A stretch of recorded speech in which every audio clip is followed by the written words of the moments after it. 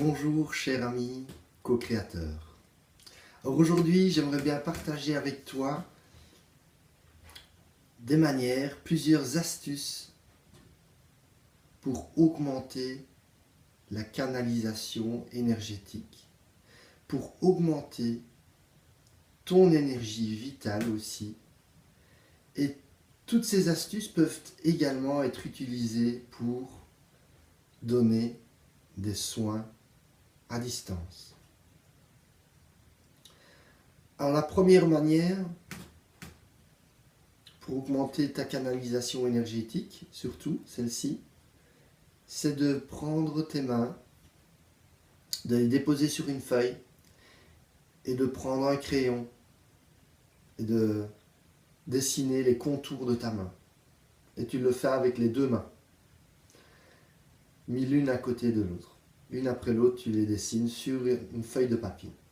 Une fois que tu as dessiné les contours de ta main sur cette feuille de papier, tu déposes tes mains dessus ou à distance. Encore mieux, c'est à distance, à laisser une petite distance, et tu fais une imposition, simplement, une transmission énergétique où tu énergétises tes mains à toi. Tu peux écrire ton nom dessus, mais ce n'est pas nécessaire si consciemment, de toute manière, tu sais que ce sont tes mains et que tu envoies de l'énergie à tes mains que tu as dessiné sur un bout de papier.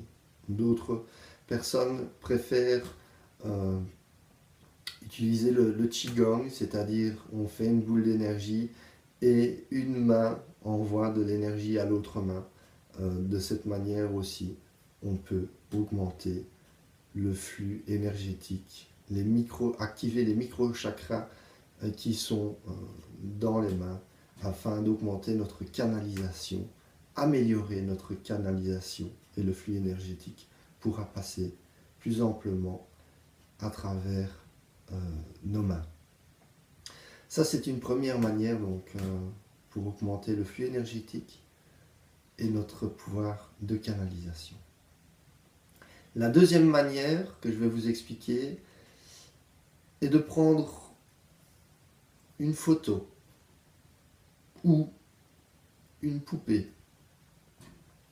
Si c'est une photo, prenez une photo qui vous appartient,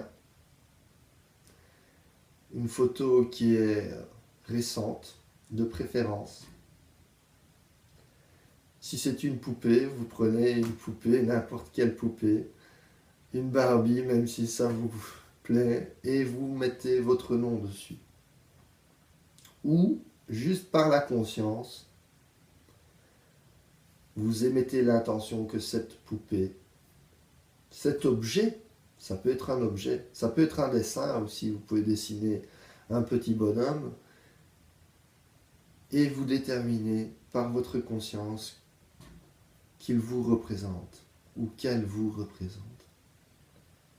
Et comme cela, vous allez pouvoir énergétiser l'objet qui vous représente. On peut aller maintenant un peu plus loin et on peut énergétiser les chakras de la poupée, de l'objet qui vous représente. Si vous étudiez un peu les chakras, vous allez pouvoir définir lesquels seront les plus appropriés justement aux transmissions énergétiques. Dans d'autres vidéos, je partagerai certains trucs par rapport aux chakras. Comme on parle des chakras, il y a la possibilité aussi de travailler directement sur soi, bien sûr. Ce qui est bien plus intéressant que de prendre une poupée ou un objet. Par contre, au début, pour certaines personnes, la poupée, un objet, un dessin, ça peut être très intéressant à expérimenter. Surtout si vous faites un soin à distance. Parce que cette poupée peut vous représenter, mais elle pourrait représenter quelqu'un d'autre. Quelqu'un qui n'est pas près de vous et qui a besoin d'elle. Qui a besoin d'un soin à distance, comme l'appelle. Par rapport aux soins à distance, j'aimerais soulever une grande question qui se pose souvent, ou une mise en garde qui est donnée assez fréquemment, et à juste titre, c'est de ne jamais donner de soins à quelqu'un qui n'a rien demandé. Alors moi, je me suis posé beaucoup de questions par rapport à cela. Je me dis, il y a des personnes qui souffrent dans le monde, et on ne peut pas, on ne sait pas leur demander leur avis. Et je suis sûr quelque part qu'à l'intérieur d'eux, ils voudraient sortir de cette souffrance. Et je me dis, mais cette loi qui dit je ne peux pas faire de soins si on ne m'a rien demandé, si je n'ai pas l'accord de la personne, que faire avec cela? Alors moi j'ai trouvé une petite astuce. Comme nous sommes tous reliés, comme nous sommes tous un quelque part, à travers la science quantique, eh ben, j'ai trouvé une belle astuce à ce problème qui s'est posé à l'intérieur de moi. C'est-à-dire que moi je fais le soin à peu importe quelle personne.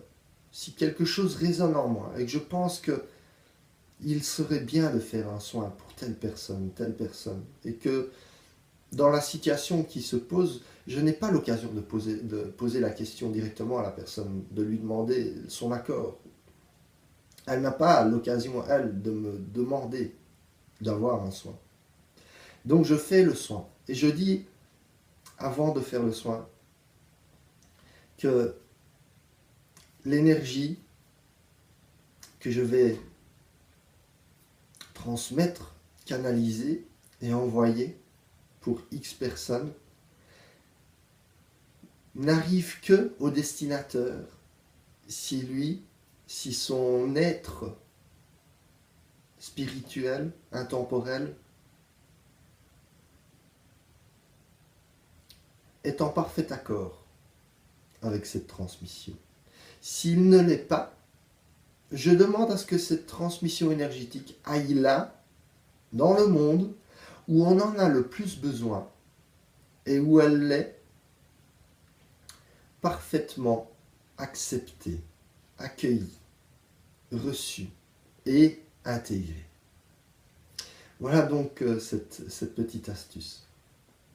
Et à partir de ce moment-là, allez-y. Vous pouvez transmettre à des personnes sans avoir reçu un accord verbal, sans avoir pu les avoir eu au téléphone ou d'une manière ou d'une autre, avoir pu recevoir une demande directe. De cette manière, vous vous êtes protégé et vous avez bien sûr respecté la liberté de l'être envers lequel vous voudriez accorder votre présence. Alors revenons-en au chakra maintenant. On peut travailler directement sur soi pour augmenter donc son flux énergétique, sa canalisation. Et bien sûr, quand on travaille sur les chakras, on travaille sur toutes les dimensions de l'être spirituel, de l'être énergétique, de l'être psychique. On peut travailler tous les niveaux. Et alors là, comment procéder? On prend une main, ou deux mains même, et on passe devant le premier chakra, qui est donc à la base de la colonne vertébrale, entre l'anus et votre sexe, plus ou moins. Mais une fois que ce chakra va commencer à vibrer, vous allez le ressentir physiquement. Il n'y aura plus aucun doute de l'endroit où il se situe. Tout ce que vous avez à faire, c'est placer une main devant votre sexe et de laisser couler le flux énergétique, consciemment. Comme si vous étiez en train d'énergétiser, magnétiser un objet ou de faire un soin énergétique. Et tournez avec votre main. Laissez-la tourner. Or, certaines personnes demandent dans quel sens faire tourner la main. Certaines personnes vont vous dire ça doit être dans le sens des aiguilles d'une montre. J'ai déjà entendu le contraire. Peu importe. En fait, moi, je pense qu'il n'est qu'une question de résonance, de présence. Le chakra, c'est exactement, il est intelligent, il sait dans quel sens tourner. Pour moi, de toute manière, il tourne dans tous les sens. Quand on regarde, il est multidimensionnel et ce n'est pas une roue pour moi, ce sont plusieurs roues qui sont superposées. Et dans ces roues, il y a des roues qui tournent dans les sens des aiguilles d'une montre, d'autres au contraire. Et puis en fait, en finalité, tout dépend à quel niveau on se met pour observer. On ne voit plus que de la vibration et une vibration. Et c'est ce que vous allez ressentir d'ailleurs. Vous allez ressentir une vibration. Une vibration qui va commencer, qui peut devenir de plus en plus forte. Ne vous effrayez pas, tout cela est normal et il y a l'intelligence de vos corps qui contrôle tout cela.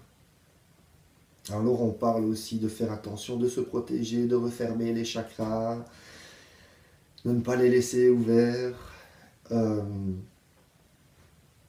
À nouveau, votre corps est intelligent. Je pense que la meilleure des protections, c'est être présent, c'est être conscient. Méditer régulièrement pour devenir de plus en plus conscient, de plus en plus présent. C'est ça la grande protection. Les erreurs, les grandes erreurs sont faites quand on n'est pas présent, quand on n'est pas conscient, quand on n'est pas à l'écoute de ce qui se passe ici maintenant à travers notre corps. Et notre corps nous parle constamment. C'est la seule et unique protection que je préconise. Dans le passé, j'ai essayé tout un tas de protections, de bulles énergétiques, de rituels, toutes sortes d'objets, de choses à faire pour me protéger. Et je pense que quand on est dans cette philosophie de devoir se protéger, il y a des peurs d'être attaqué, d'être vampirisé. Oui, ces protections peuvent fonctionner, plus ou moins, parce qu'un jour, elles vont vous rattraper. Cette peur, cette crainte d'être atteint est comme un virus qui est à l'intérieur de vous. Et il va vous atteindre à un moment donné.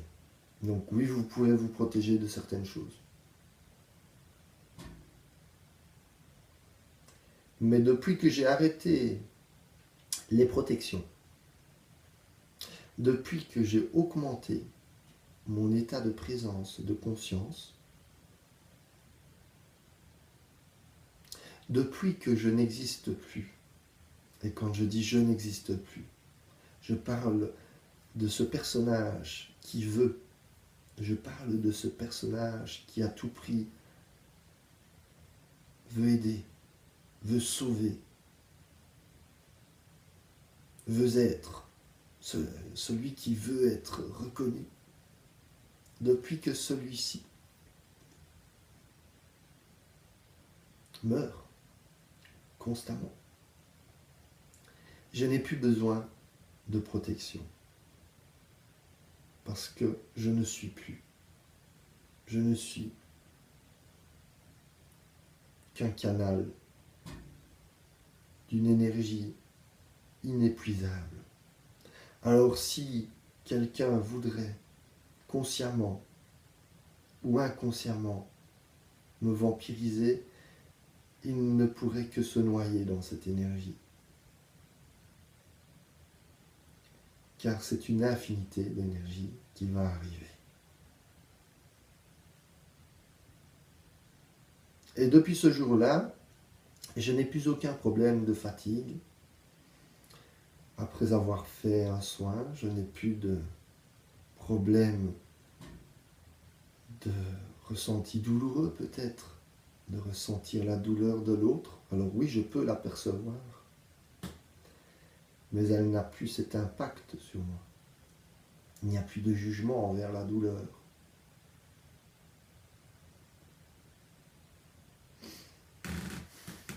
Voici cette petite anecdote par rapport donc aux protections. Alors, bien sûr, tout cela dépend de votre situation, de votre état de présence. Si aujourd'hui, vous n'avez pas encore cette présence qui est suffisamment aiguisée, si aujourd'hui vous n'êtes pas encore suffisamment abandonné à l'univers, peut-être qu'une protection ou l'autre pourrait vous servir.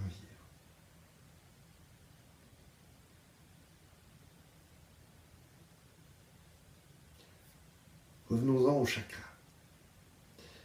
Les chakras, on peut donc les énergétiser en tournant la main et en laissant couler l'énergie. Une fois que vous avez un chakra qui vibre, vous pouvez passer au prochain. Et ainsi de suite. Cette technique est très puissante et vous pouvez, après quelques semaines d'exercice, arriver à avoir tous les chakras qui vibrent simultanément. Si vous voulez connaître les effets, je vous invite d'étudier les chakras. Chaque chakra a donc un pôle positif et négatif. Regardez ce qui se passe quand on passe d'un pôle à l'autre. Regardez toutes les caractéristiques que chaque chakra exprime, gère, toutes les fonctions émotionnelles et psychologiques.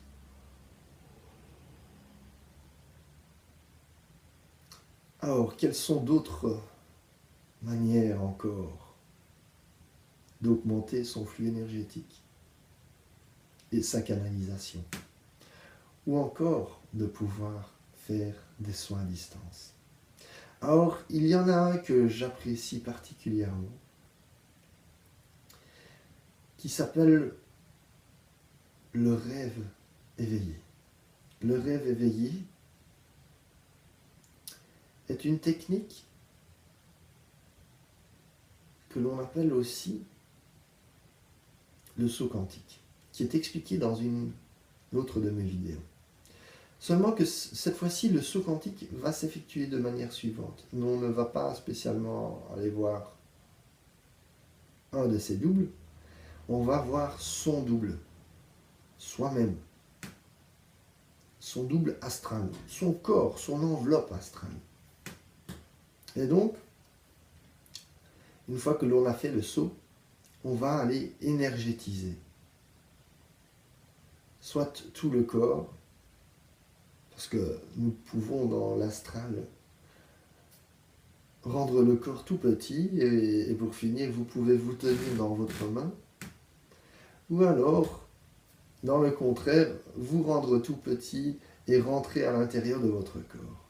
Voyager dans le corps et aller énergétiser des endroits bien précis.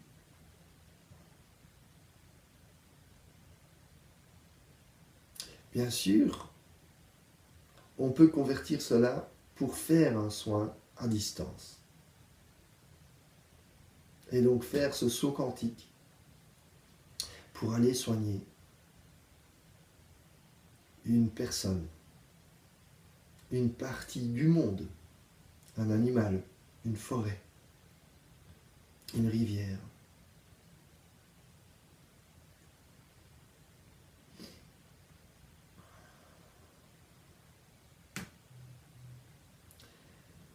Je pense que vous commencez à voir qu'il y a une infinité de possibilités.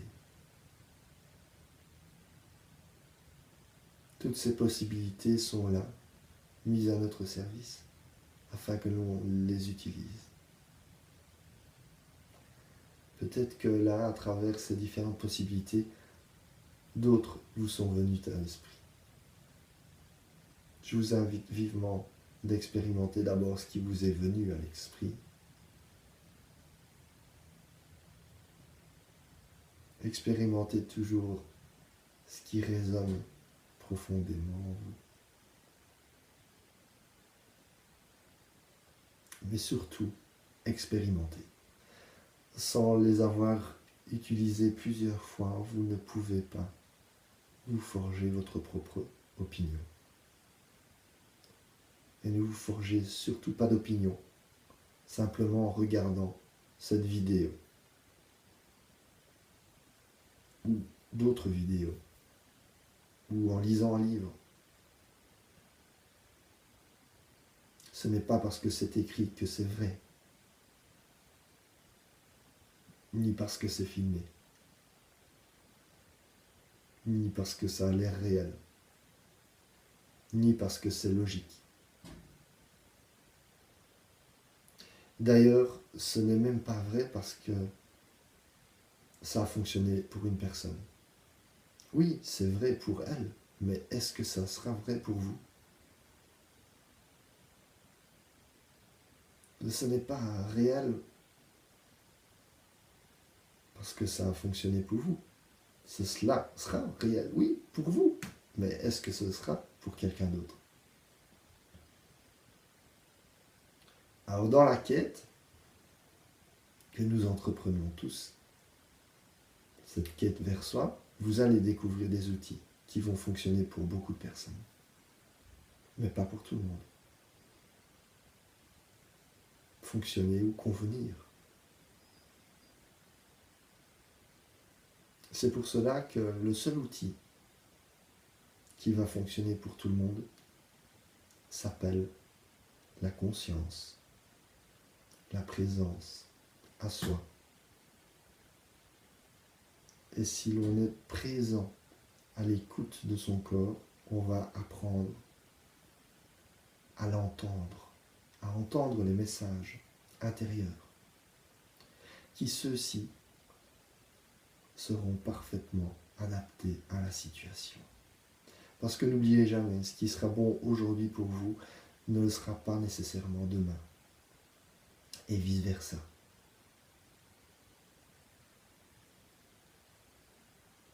La beauté, c'est que nous sommes constamment en expansion, en mutation. Quand on est présent, rien n'est fade. Rien ne peut jamais devenir fade. Tout est merveilleux.